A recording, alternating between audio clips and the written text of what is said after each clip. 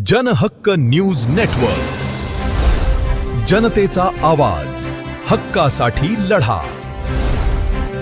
नमस्कार, मी शब्बीर खान गुने Khan, जनहक्क news network मध्ये आपलं स्वागत आहे. NPS धान्य प्रकरणाच्या विशेष मालिकेतील हा 5वा भाग आहे. आतापर्यंत आपण कागदपत्रे आणि पुरावे पाहिले, पण आज आपण पाहणार आहोत बयानामधील स्पष्ट तफावत. एक बाजू संबंधित डीलर, दुसरी बाजू तत्कालीन पुरवठा निरीक्षण अधिकारी व्यंकटेश रावलोळ. डीलर काय म्हणते, चालान आम्ही अधिकाऱ्यांच्या सांगण्यावरून भरलं, आणि अधिकारी काय म्हणतात, डीलरने स्वतः त्यांच्या मनाने पैसे भरले. आता इथेच प्रश्न संपत नाही. मंजूर युनिट पेक्षा जास्त चालान भरल्याचे पुरावे आमच्या जवळ उपलब्ध आहेत, आणि स्वतः अधिकाऱ्यांनी त्यांच्या बयानात नमूद केलं आहे की NPH धान्य वितरणासाठी वरिष्ठ अधिकाऱ्यांची परवानगी नव्हती. आता तुम्हीच विचार करा, सांगण्यावरून पैसे भरले की स्वतःहून भरले? युनिट पेक्षा जास्त चालन कसं, आणि परवानगीच नव्हती तर वितरण कसं झालं? कायद्याच्या दृष्टीने सार्वजनिक वितरण प्रणालीमध्ये प्रत्येक व्यवहार हा नियम आणि अधिकृत परवानगीच्या चौकटीत होणं आवश्यक असतं.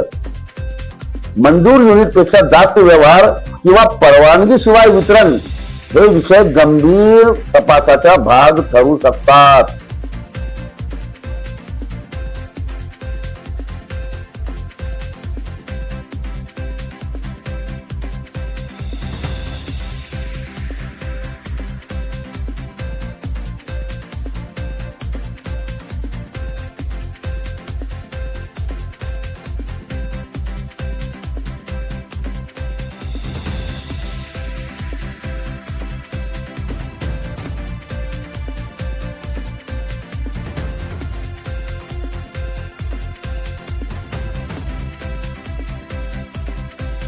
जनहक्क न्यूज नेटवर्क कोणावरही आरोप करत नाही.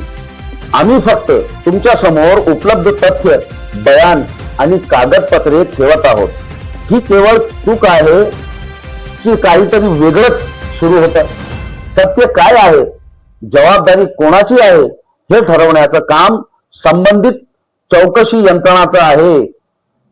या मालिकेतील पुढील भागात जबाबदारी नेमकी कोणावर येते, नियम मोडले असतील तर कायदेशीर कारवाई काय होऊ शकते, आणि आणखीन काही धक्कादायक दस्तऐवज आम्ही उघड करणार आहोत.